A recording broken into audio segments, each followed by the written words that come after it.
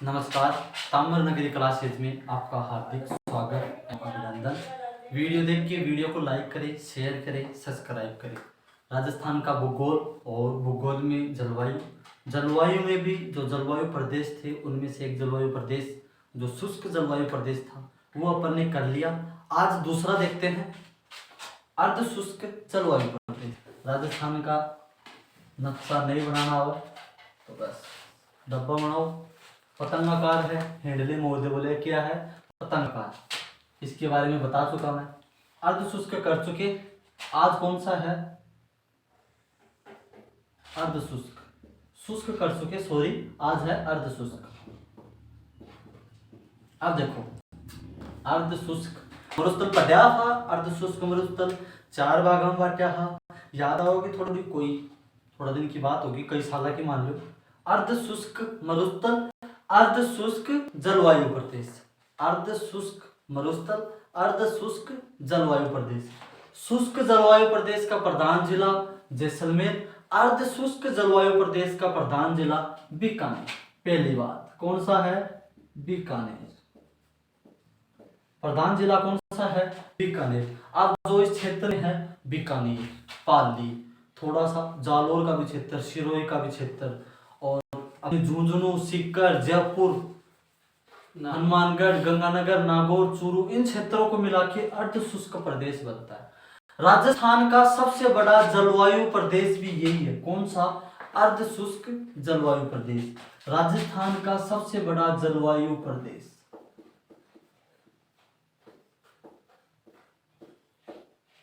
कौन सा है, अर्ध शुष्क जलवायु प्रदेश। अर्ध शुष्क मरुस्थल में आ जाऊं, भौतिक प्रदेश, उसका विस्तार कहां से कहां तक था, 25 डिग्री समवर्षा रेखा से लेके, कहता है 25 डिग्री समवर्षा रेखा से लेके 50 डिग्री समवर्षा रेखा तक, या फिर अरावली के समानांतर। 25 डिग्री समवर्षा रेखा से लेके 50 डिग्री समवर्षा रेखा तक, या फिर अरावली के समानांतर। कौन सा मरुस्थल था, अर्ध शुष्क मरुस्थल।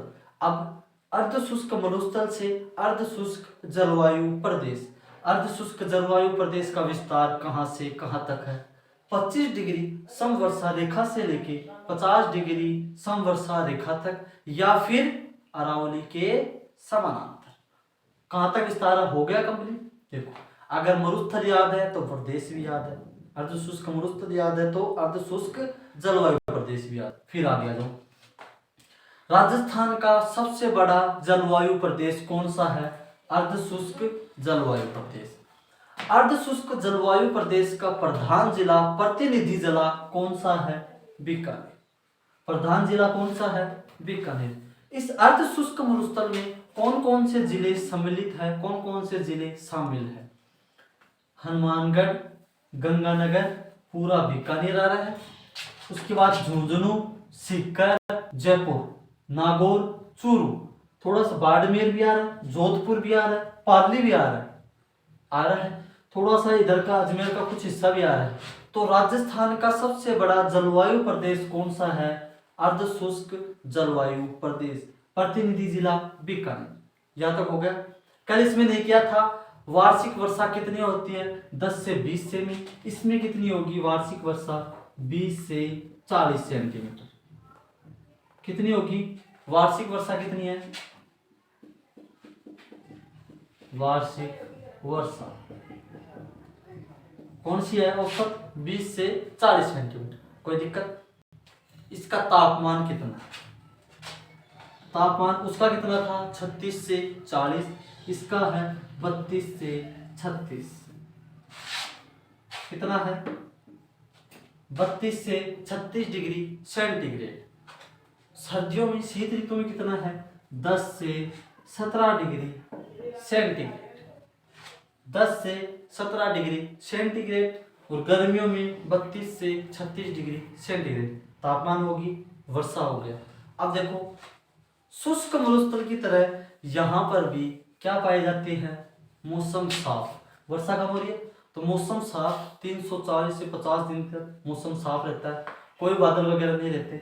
धूल भरी आंधियां गंगानगर में चलती है सबसे ज्यादा, तो धूल भरी आंधियां चलती है। तो जो पवन ऊर्जा की स्थिति थी शुष्क में, वो की वो दशाएं, वो की वो स्थिति किसमें है?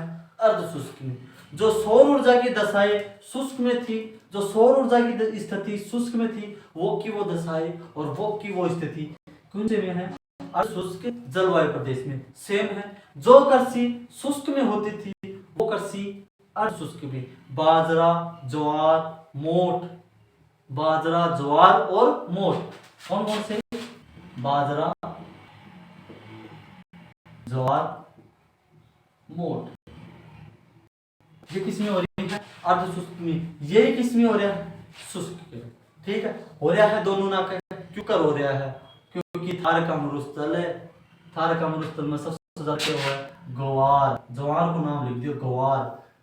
गवार, मेरे को गंवार बोल दिया। एक राजा था, गंवार से याद आओ, एक राजा था अमर सिंह राठौर। बिना शाहजहां के दरबार में गंवार बोल दिया तो भी नाड़ काट दी।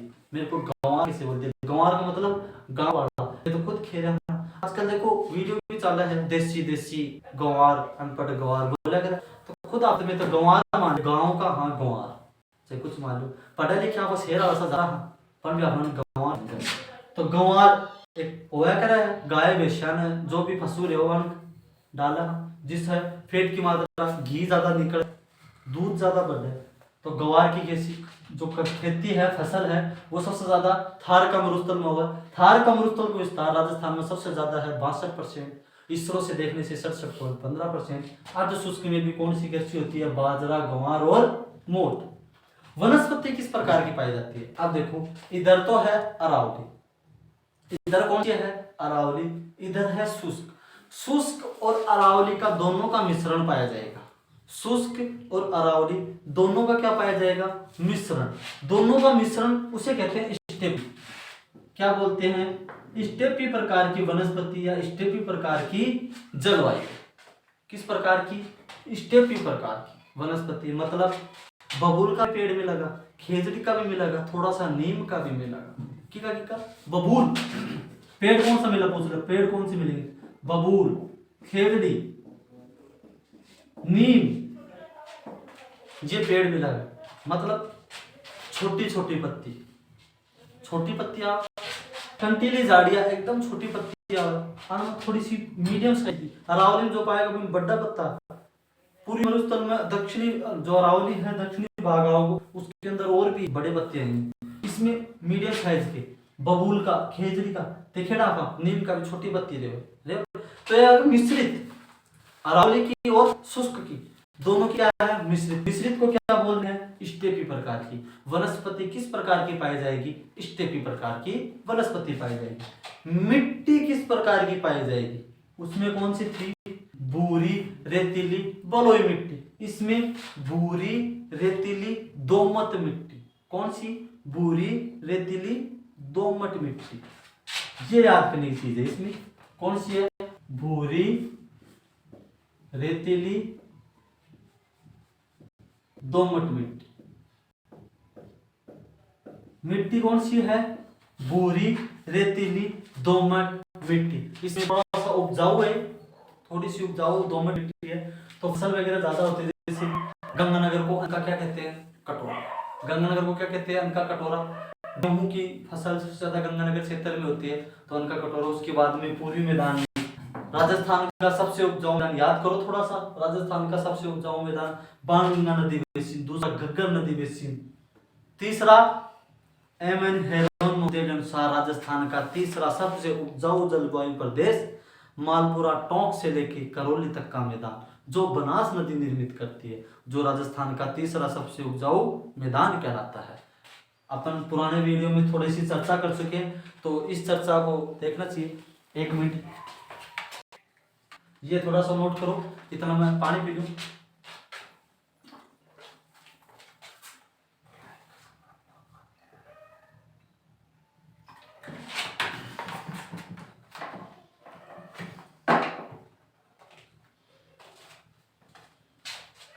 देखो, प्रधान जिला बीकानेर। जलवायु वनस्पति की प्रकार की स्टेपी। स्टेपी नहीं याद आवा तो संक्रमित।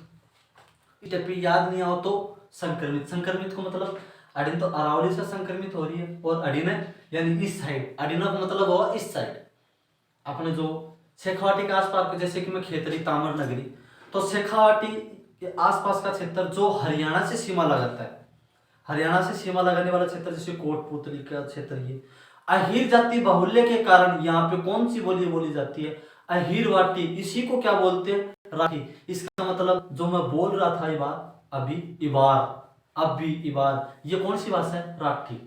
खेतरी के आसपास की जो हरियाणा बाहुल्य क्षेत्र के आसपास में लगे, हरियाणा से टच में है खेतरी, तो इस क्षेत्र में कौन सी बोली, कौन सी भाषा प्रचलित है, राठी या अहीरवाटी।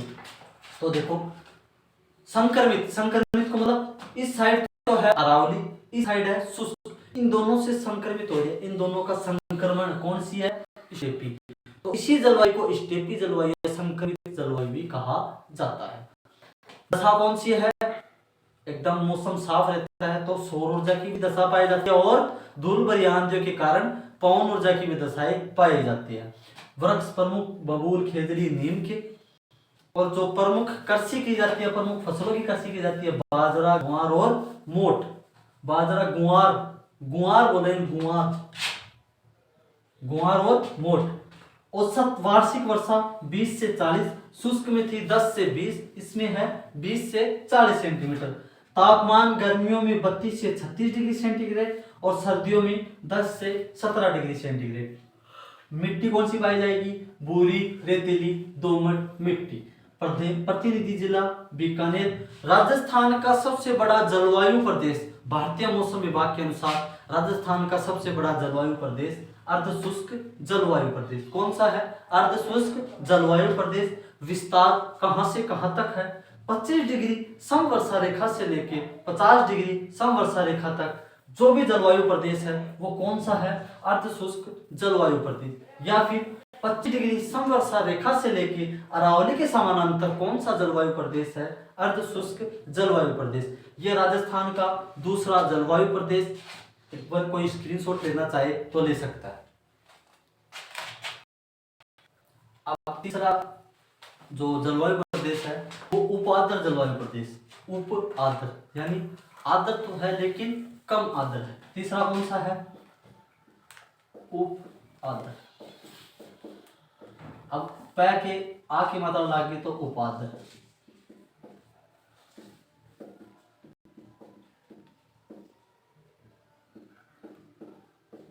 उप आद्र जलवायु प्रदेश। वही राजस्थान का नक्शा,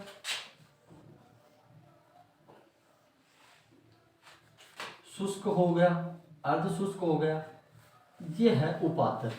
अरावली के दोनों ढाल है वो, अरावली के दोनों ढाल की तरफ जो भी सम्मिलित जिले हैं वो किस में आएंगे, उपाद्र में। इस उपाद्र का जो प्रतिनिधि जिला है वो है जयपुर। प्रतिनिधि जिला कौन सा है, जयपुर। इसमें कौन कौन से भाग आएंगे, अरावली के दोनों ढाल, दोनों तरफ कौन कौन से ढाल पे कौन कौन से, झुंझुनू, सीकर, जयपुर, थोड़ा सा दौसा का क्षेत्र, ऊपरी क्षेत्र, जयपुर का क्षेत्र हो गया, अजमेर का हो गया, पाली का हो गया, सिरोही का पश्चिमी क्षेत्र, सिरोही का पश्चिमी क्षेत्र, पाली का क्षेत्र, बाड़मेर का पूर्वी क्षेत्र, ये सभी किस में आएंगे, उपाद्र जलवायु प्रदेश में। इस उपाद्र जलवायु प्रदेश का प्रतिनिधि जिला कौन सा है, जयपुर। कौन सा है, जयपुर। 10 से 20, 20 से 40, 40 से 60, इसमें कितनी होगी वर्षा, वार्षिक वर्षा कितनी होगी, 40 से 60 सेंटीमीटर। वार्षिक वर्षा कितनी होगी, 40 से 60 डिग्री सेंटीमीटर। वर्षा कितनी है, 40 से 60। तापमान, वार्षिक तापमान, इस क्षेत्र का वार्षिक तापमान 28 से 34 डिग्री सेंटीग्रेड। 28 से 34 डिग्री सेंटीग्रेड तो क्या है, तापमान। वार्षिक वर्षा 40 से 60 सेंटीमीटर।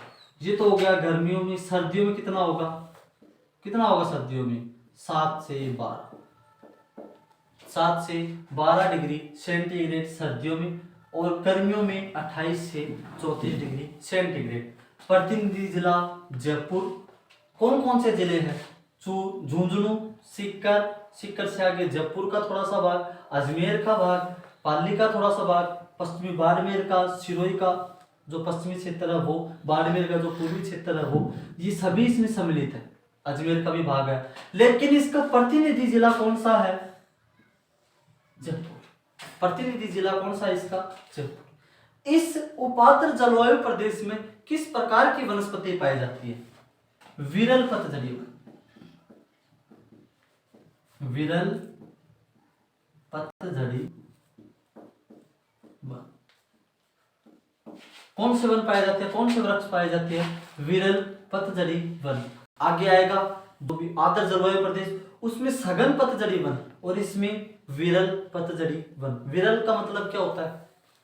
विरल और सघन का मतलब क्या होता है? ये देखो, जैसे कि सघन का मतलब जैसे कि धोकड़े का वृक्ष होता है, धोकड़े का जो वृक्ष होता है वो सघन पतझड़ी वन में आता है। धोकड़े का जो वृक्ष होता है उसकी थोड़ी सी पत्ती की चौड़ाई थोड़ी ज्यादा होती है। विरल पतझड़ी वन, इसकी पत्ती की जो आकृति है वो थोड़ी कम होती है और हल्की रहती है। एक तो सघन का मतलब गहरा, विरल का मतलब थोड़ा हल्का, थोड़ा सा हल्का। सघन का मतलब एकदम पास पास, विरल का मतलब दूर दूर जगह होती है। जैसे कि एक तो ये हो गया सघन, एक हो गया ये विरल। पत्तियों क्या करती है? ये तो क्या है? विरल, ये सघन। पास पास में है वो तो है सघन, दूर दूर है वो विरल। पत्तियों क्या करती है अनुसार से विरल पतझड़ी वन किस में पाए जाएंगे? उपाद्र जलवायु प्रदेश में। और सघन पतझड़ी वन आर्द्र जलवायु प्रदेश में। ये आगे आएगा आर्द्र जलवायु प्रदेश जब भी आएगा। इस उपाद्र जलवायु प्रदेश का प्रतिनिधि जिला कौन सा है? जयपुर। वन कैसे पाए जाएंगे? वनस्पति कैसी पाई जाएगी? विरल पतझड़ी वन पाए जाएंगे या विरल पतझड़ी वृक्ष पाए जाएंगे।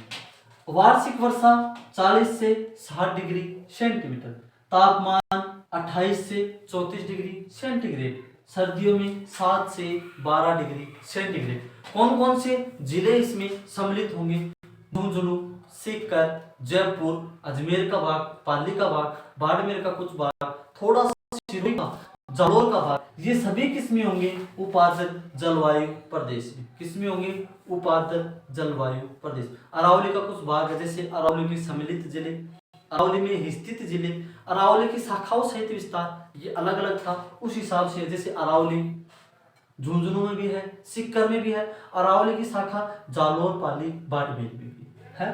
तो अरावली की जो ढाल वाले भाग है उसको क्या बोल रहे हैं? उपाद्र जलवायु प्रदेश। अब देखो अरावली है, पहाड़ के ऊपर वर्षा होगी, ये पहाड़ है, पहाड़ पर वर्षा होगी, तो पहाड़ पे वर्षा होगा तो पानी क्या जाएगा? इधर है तो इधर जाएगा, इधर है तो इधर जाएगा। तो इस ढाल के जो भाग है, ढाल के ऊपर जो वनस्पति जो जलवायु पाई जाती है उसको बोलते हैं उपाद्र। क्यों? क्योंकि पानी यहाँ पे रुकेगा क्या? नहीं रुकेगा, पानी यहाँ से आगे की तरफ जाएगा। तो ये किस में आएगा? वर्षा तो हो रही है इस अरावली पर, लेकिन पानी नहीं रुकेगा। तो ये जो क्षेत्र है, ढाल वाला जो क्षेत्र है, उसको बोल रहे उपाद्र जलवायु प्रदेश। पानी तो कम है, पानी है लेकिन कम है। क्यों? क्योंकि बारिश हुई नीचे की तरफ चला जाएगा। तो ये किस में आएगा? ये क्षेत्र उपाद्र जलवायु प्रदेश। ये क्षेत्र भी किस में आएगा? उपाद्र जलवायु प्रदेश में। अब देखो इसमें बारिश हो रही है अच्छी, वार्षिक वर्षा 40 से 60 वर्षा हो रही है, बह करके पानी आगे गया, पूर्वी भाग में गया, फिर हाड़ौती भाग में गया। इसी प्रकार जैसे सबसे ज्यादा नदी कौन से संभाग से निकलती है? उदयपुर संभाग से। सबसे ज्यादा नदी कौन से संभाग से प्रवाहित होती है? कोटा संभाग से। सबसे ज्यादा नदी कौन से जिले से प्रवाहित होती है? अगर जिले, आज तक संभाग का क्वेश्चन पूछा, अगर जिले का क्वेश्चन पूछे सबसे ज्यादा नदी कौन से जिले से प्रवाहित होती है, तो चित्तौड़गढ़। अलग अलग क्वेश्चन है, डेफिनेटली अपवाद अंतर आगे करेंगे, अपवाद अंतर तो वो है अरावली के भाग से। इसी को बोल रहे हैं, जो ढालनुमा क्षेत्र है, आराम से शायद दिख रहा होगा, ये क्षेत्र और ये क्षेत्र। तो इसमें बारिश हो रही है, बहकर के आगे गया, तो ये जो क्षेत्र बच रहा है, ये जो भी है ढालनुमा, इसमें जो वनस्पति पाई जाएगी वो है विरल पतझड़ी वन।